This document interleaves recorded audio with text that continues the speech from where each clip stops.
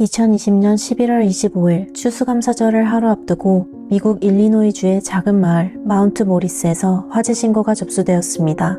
Okay, 911, where's emergency? There's a house smoking on South Hannah. You see the smoke coming from the house? Yes, and there's an alarm going off inside. What kind of smoke is coming from the house? It's like heavy smoke. All I know is I see smoke. Lots of smoke. Advising there has to be one subject inside the residence, one subject inside. Noble, thank you. Made contact with the homeowner who lives out of town. He's going to call me back and let me know if he makes contact with the daughter. We've got multiple lines working on the fire. We've got things knocked down at this time. The fire is under control, and we're checking for hot spots. We've located the victim, and at this time we're working on removing him from the structure. 집안은 처참했습니다.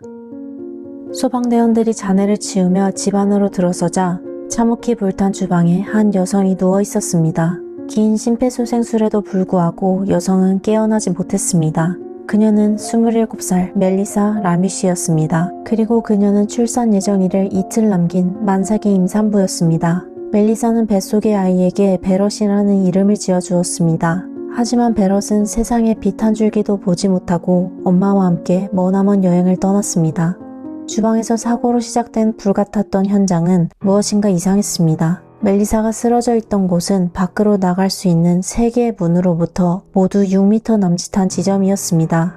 멜리사는 훈련을 받은 응급구조사였기에 가족들은 그녀가 갑작스럽게 기절이나 발작 같은 위급 상황에 놓여 탈출을 할 수 없는 상태였을 거라 짐작했습니다. 그런데 그날 아침 멜리사와 전화를 했던 멜리사의 언니 캐시가 멜리사가 전화를 끊을 때 이상했다며 말을 꺼냈습니다. We talked a lot about the future. We talked about what was going to come with the baby. The conversation ended because she looked outside the window. She said, "You got to be kidding me." She's like, "He's freaking here again. I told him he's got to stop doing this." She said, "I'll tell you what he wanted. I'll give you a call right back. Bye." Hung up. My sister never called back. 멜리사의 집을 방문한 남자는 아기의 예비 아빠 매튜 플로티였습니다. 그는 소방 구급대원이었고 멜리사와 대학 시절 만났습니다. 알고 지낸 9년 동안 둘은 만났다 헤어졌다를 반복했습니다. 당시 집에는 없었으나 멜리사와 함께 살던 오빠는 화재 소식을 듣고 매튜에게 전화를 걸었고 그는 오늘 멜리사를 만났다고 했습니다. 이를 전해 들은 형사는 매튜를 경찰서로 불러들였습니다.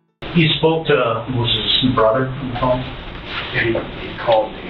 He asked me if I saw her today. I said, yeah, I was over, and he asked what we talked about, and then he, as he hung up, said that I was the last one there, and I was alarmed about that. Okay. What else did he tell you? I don't remember. What was his disease?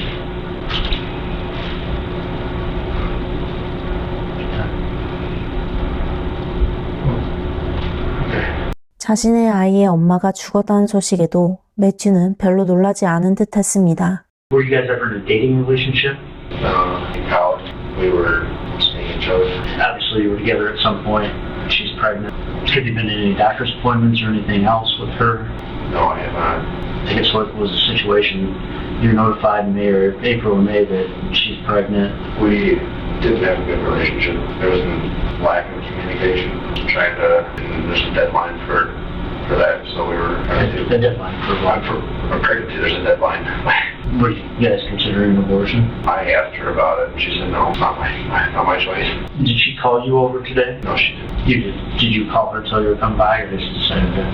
Just stop in and then chat. So what did you guys talk about today? Finances. We talked about it before, and previously I wasn't really on board. But today, last week or so, I wanted to be involved. So you're talking about finances. Right. What kind of finances? We talked about it before, and she never gave me a dollar amount of what, because I said, we just works out, tell me what she thinks needed, and we'll work that out. She said that after talking to her family, they didn't need anything from me, and so today I've been wanting to revisit that, be more involved. I know my parents want to be involved. 멜리사의 임신 소식을 들은 그는 아이를 지을 것을 지속적으로 요구했습니다. 하지만 그녀는 아이를 포기할 수 없었고 멜리사는 가족들의 전폭적인 지지를 받으며 매튜의 도움 없이도 아기와의 행복한 미래를 상상하며 지냈습니다. 출산일이 다가오자 멜리사는 매튜의 부모님이 조부모로서 알 권리가 있다고 생각하여 매튜의 부모님 댁에 방문해 임신 소식을 알렸고 매튜의 부모님은 매우 기뻐하였습니다. 그러나 매튜는 자신의 부모님이 그 소식을 알게 된 것에 몹시 화가 났습니다. Was there anybody else at the house when you were there? No. Anybody in between come and go? 매튜는 형사들에게 자신이 멜리사 집에 1시간이 채 되지 않게 머물렀고 성관계가 있었으며 이후 멜리사가 자신을 배웅해 주었다고 했습니다. 또한 이틀 전에도 같은 문제로 멜리사 집에 방문했었다고 진술했습니다. Find out Yeah. that she's pregnant and she Neither of us had good communication. She would send share of sonogram, nothing more. And I didn't respond and ask questions. But over the course of 2 days, is what had changed? Monday, I mean, you're over there about finances. You guys are having conversations. You're having conversations today. She answered me and said that they didn't want money and was looking to not be involved. And I was talking with my parents, pay your child support, and it's kind of a in to be involved. And was she receptive to you being around a little bit more?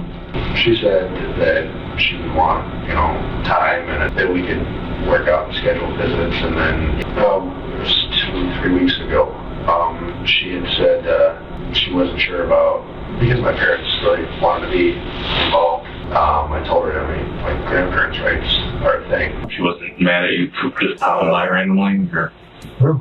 It was sick, so. 인터뷰를 마친 매튜는 집으로 돌아갔고 멜리사의 가족들은 매튜와는 조금 다른 이야기를 했습니다. 매튜는 지금껏 아이를 지울 것을 계속해서 요구했고 SNS로 아이에 대해 전혀 관여하지 않겠다는 분노의 메시지를 보내며 매튜를 피하던 멜리사에게 지속적으로 만날 것을 요구했다고 진술했습니다. 이에 가족들은 만나더라도 공공장소에서 만날 것을 조언했다고 덧붙였습니다. 멜리사의 시신은 사건 발생 이틀 후와 2주 후 2번의 부검을 거쳤습니다. She showed no evidence that she was alive at the time of the fire. There was no soot in her airways, meaning no soot in her upper airways or her lower airways within her lungs. And her carboxyhemoglobin saturation, which is a measure of carbon monoxide in the blood, was within normal limits. So she was deceased prior to the fire. 이어 법의학자는 멜리사가 목이 졸려 사망했음을 법정에서 증언했습니다. This is the most petechial hemorrhages I've ever seen in a strangulation case. 화재 감식 전문가는 불이 가스레인지 위 캐비넷에서 시작되었고 가스레인지도 오븐도 사용하지 않는 상태였으며 합성 같은 전기 문제도 없었다는 분석 결과를 내놓았습니다. 또한 화재 원인은 방화의 가능성이 가장 높고 살인을 은폐하기 위해 저질렀을 가능성에 대해 언급하였습니다. 한편 화재 현장과 다른 지역을 관할하는 매튜가 일하던 소방서에선 사건 9개월 만에 형사로부터 소식을 전해 들었습니다. 소방서장은 전혀 몰랐다며 매튜가 24시간 함께 근무하는 중에도 개인사에 관한 그 어떤 얘기도 하지 않았다며 혼란스러워했습니다. 매튜의 직장에서는 아무 실마리를 얻을 수 없었으나 매튜의 집에서 쓰레기들, 여러 개의 장갑, 라이터, 핏빛이 발견되었고 수사가 진행될수록 더 많은 증거들이 매튜를 향하고 있었습니다. 사건 이후 약 11개월 후 매튜는 2차 신문을 받게 되었습니다. 인터뷰는 무려 7시간 동안 진행되었고 매튜는 그중 대부분을 침묵으로 일관했습니다. 그는 형사들이 자신의 집으로 직접 찾아온 것에 심기가 불편했습니다. I didn't call and just ask me to come in. So I grabbed me at 5 in the morning. He was asking why we didn't just call him to get him to come in. What does that matter, Matt? You want to debate and talk about why we didn't just call you or anything else like that? Why don't we talk about what's really important here? I apologize if this didn't fit your schedule or if this was an inconvenience or we could have done things different or handled this different. But that's what you want to question? You don't want to talk about your child? That's why we're here, to talk about your child and what happened to Melissa. I asked you earlier, did you go over there to kill her intentionally? I said no. If it wasn't intentional, then it was an accident, yes or no? 형사들의 질문들에 매튜는 긍정도 부정도 하지 않았으며 모두를 답답하게 만들었습니다. If you're to this point, why am I not under arrest? We want your side of the story. The more I think scenario A happened, that you planned this thing out months ahead of time, and you went over there Monday to kill her, but you didn't have the balls to do it, so you left. And you called off sick, and you went back Wednesday, and you finished what you couldn't do on Monday. And now they're both dead. The longer we talk, you don't talk. You just sit there. You're not saying you're sorry. You're not saying this was a mistake. You're not saying what that happened. I'm starting to think it's because none of that's true and got rid of a problem that you were going to have for the next 22 or 23 years of your life between child support. So if this is not a mistake, and if you're not sorry for killing your kid, then I think scenario A happened and you got rid of a mistake that happened 9 months ago, that you wanted her to get an abortion, but she wouldn't do it. You offered her money. She wouldn't take it. Is that what happened? I planted to hurt her? Yeah. No. Then what really happened that day, Matt? 그의 입은 또 굳게 닫혔습니다. But was there somebody else in your life that you just didn't want them to know that you had a child in your life? Was that going to be a burden on that relationship? Were you dating anybody at the time? Yes. Who were you dating? Katie. How long have you guys been in a relationship? Over a year. So you guys had been dating when she got pregnant? Yeah. Had she always lived in DeKalb? Or No. are you guys currently dating? Yes. Did she know about Melissa? No. She had no idea you guys hooked up and now she was going to have your child? No? So had Melissa given birth on Friday, that would have been a surprise to Katie. Yeah, I was going to break up with Katie that evening. And didn't. What evening? Tuesday night or Wednesday night? Wednesday. You were dating Katie and you cheated on her with Melissa. And then hid the fact that you were cheating on her. And then hid the fact that Melissa was pregnant and you were going to have a child. And even this morning when we were at your house, she had no idea why we wanted to talk to you. You know how bad that looks, man? 매튜는 케이티 외에도 3명의 여성과 긴밀히 연락하는 사이였고 사건 당일 병가를 내고 멜리사의 집을 방문한 후 케이티가 아닌 또 다른 여성과 오붓한 시간을 보냈습니다. You're 2 days away from your girlfriend finding out that you had a child, and you were going to have to explain why you had a child. She was going to know that that child was conceived in the time you were dating. So you did what you thought was right in the moment and took care of that problem so you could keep living this lifestyle over here. You thought nobody in the world was going to know I was here. I left my phone at home. 몇 시간 동안 매튜를 구스르던 형사들의 참을성이 한계에 다다르고 있었습니다. You have no reason to say why you went from being nice man public service to a monster and killed them and lit the house on fire. She never showed up to talk about money and everything else like that. You drove from Malta to there, leaving your phone at home so cops couldn't track you, because you've probably seen that somewhere, read it somewhere on the internet, and you drive there, she opens the door, bam, it's on. Whether you had sex with her before or after you killed her, I don't know, because the damage I seen to her body, the injuries you did to her, I don't know if you had sex with a dead body or a live body, Matt. I don't know. And then you lit the fire to cover up the fact that you killed her and you killed your child. Same time I said, I think I'd like to talk to an attorney. Do you think you'd like to talk to an attorney, or do you want to talk to an attorney? 그렇게 매튜가 변호사를 요청하며 신문은 아무 소득 없이 끝났고 매튜를 체포할 만한 충분한 증거가 없었던 형사들은 다른 작전을 펼쳤습니다. 매튜가 일하던 소방사의 서장에게 마이크를 찬 후 매튜를 불러내어 대화해볼 것을 요청했습니다. Hello? Matt. Keith. All I want to do is do a well-being check, and I'd like to talk to you. Obviously, I have a million questions. I guess you could say I'm blindsided by all of this. I had to make a statement to the department. There is a death investigation, and then you're involved with it. I mean, what happened? I went over, and so the day you called in sick, that's when you went and saw her then? So you leave, and then there's the fire? I can't have you come back to work with what's being alleged right now. 이 작전으로 얻어낸 수확은 없었지만 형사들은 멜리사의 손톱 밑에서 발견된 매튜의 DNA와 각종 증거들을 수집하여 마침내 2022년 3월 9일 보험회사에서 단기 알바를 하던 매튜를 체포했습니다. Hello there. Turn around. Hands behind your back. 수사 관계자들은 매튜의 범행 동기를 밝히기 위해 마지막으로 신문을 했습니다. 하지만 그는 오늘도 묵묵부답이었습니다. 2024년 3월 10개의 혐의에 대해 기소된 매튜의 재판이 시작되었습니다. 그의 혐의들 중 주요한 것들은 1급 살인, 태아에 대한 고의적 살인, 주거 방화, 가중 가정 폭행, 살인 은폐가 있었습니다. This really comes down to who murdered Melissa Lampish. There was no sign of natural death. She was strangled. There was no sign that she died in the fire. This defendant, Matthew Ploty's DNA, is linked to the violence committed upon Melissa. This was a violent sexual encounter Melissa suffered. Blunt force trauma about her head shortly before her death. And she had so many bruises on her legs.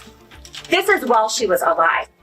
주 검사의 의심의 여지 없이 매튜가 범인이라는 주장에 매튜의 변호인은 수사 관계자들이 처음부터 매튜를 범인으로 특정했다며 반박합니다. They slept on pursuing any other leads because Matthew Plody is our guy. There's no one else. We've got him. November 25th, 2020, Matt Plody told them, yep, I slept with her. You're going to find my DNA right there. And then not until March 8th of 2022 do they decide, yep, we've got everything we need on him. We finally got him. Ladies and gentlemen, they don't got him with proof beyond a reasonable doubt because they didn't eliminate any other doubts that you could possibly have. 변호인은 왜 멜리사의 아빠나 같이 살던 오빠는 용의선상에서 배제되었는지 의문을 제기하며 매튜의 무죄를 주장했습니다. 하지만 그런 주장은 배심원단을 설득하기엔 역부족이었습니다. We, the jury, find the defendant, Matthew Plody, guilty of first-degree murder, guilty of intentional homicide of an unborn child, guilty of aggravated domestic battery, guilty of residential arson, guilty of concealment of a homicidal death. 3개월 후 진행된 최종 형량 선고 이래 멜리사의 부모님과 언니의 절절한 가족영향 진술서 낭독이 있었으나 매튜는 일말의 감정 하나 남아있지 않는 모습이었습니다. 판사가 선고 직전 최종 발언의 기회를 주었고 say anything other than I share the pain and sense the loss of both of them. Mr. Plody, you are sentenced to natural life imprisonment. 매튜는 1급 살인의 무기징역, 폐하에 대한 고의적 살해에 60년, 주거 방화에 15년, 그 외의 혐의에 대해 30년형을 추가적으로 받으며 평생을 감옥에서 보내게 되었습니다. 이후 이루어진 항소도 기각되며 교도소 밖의 빛을 다신 볼 수 없게 되었습니다. 이 소식을 들은 소방서장은 유가족들의 슬픔에 함께 슬퍼하며 매튜가 지키지 않은 소방관의 책임과 역할에 대해 이야기하였습니다. We put fires out. We don't start fires. We help people. We don't hurt people. 안타깝게도 사건 당일은 멜리사의 막내 동생 줄리아의 17번째 생일이었습니다. 매년 다가오는 줄리아의 생일과 추수감사절을 가족들은 마냥 즐거워할 수 없게 되었습니다. 그 어떤 죗값도 남겨진 이들의 슬픔을 덜어내줄 수는 없을 것입니다. 매튜에게 그 어느 것도 바라지 않았고 항상 남을 도우며 아기와 만날 날만을 손꼽아 기다리던 멜리사와 엄마와 가족들 품에 한 번 안겨보지 못하고 떠난 베럿의 명복을 빌며 오늘의 영상을 마칩니다.